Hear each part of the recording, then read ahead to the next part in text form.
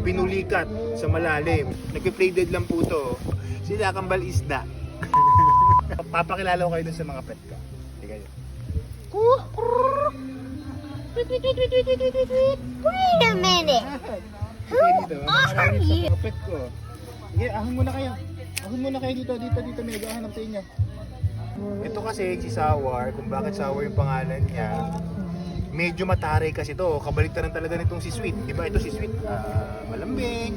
Ito si Sour, independent to. Tapos isa pa, kasi ang gusto niya doon sa tubig niya sa aquarium, medyo maasim. No? Kaya yung aquarium nito, binubudburan ko palagi ng nor sinigang. Kaya medyo maasim yung tubig doon sa aquarium niya, kaya si Sour. Yan. Okay? Napadaan ako sa Bermuda Triangle. So, namingwit ako, sila yung nahuli ko doon, ay ginawa ko ng pet. So yan, galing ko sa Bermuda Triangle. Pero, sige, doon ko muna sa baba. Si Sweet muna. Doon ko muna ha. 1, 2, 3. Okay. Ito nga pala si Sweet. Ano to? Medyo mahina ang loob nito. Dati malakas yung loob niya, ngayon mahina na yung loob niya. Kasi nga, nung one time, pinulikat sa malalim. Pinulikat yung buntot niya, as in hindi niya magalaw yan. No? Kaya yun, nagkaroon siya ng phobia sa malalalim na tubig. Di ba sa tao may fear of heights. Si Sweet, meron tong fear of dips. Kaya ngayon, lagi sa mababaw na siya gumalangoy. Kaya dito, nakita nyo naman, nasa mababaw lang kami. Kaya gano'n na lang siya, dito na lang niya, kaya hindi siya lumalayo. Ito namang si... okay, diyan ka muna sa baba. Okay, 1, 2, 3, dive. Di ba? Ang galing. Hindi na lumutan. Ayun. Okay.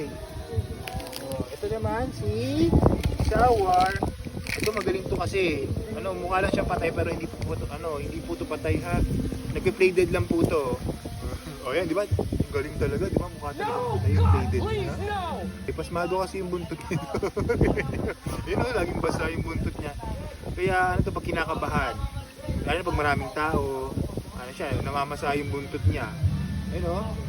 Pag makikipag-shake tail, pag alam niya makikipag-shake tail siya, pasmado yung buntot niya. Tapos nga, ayan. Ahon ka muna dito, Sweet. Ano to? Kambal sila, twins. Di ba sa tao, may kambal to ko, sila kambal isda.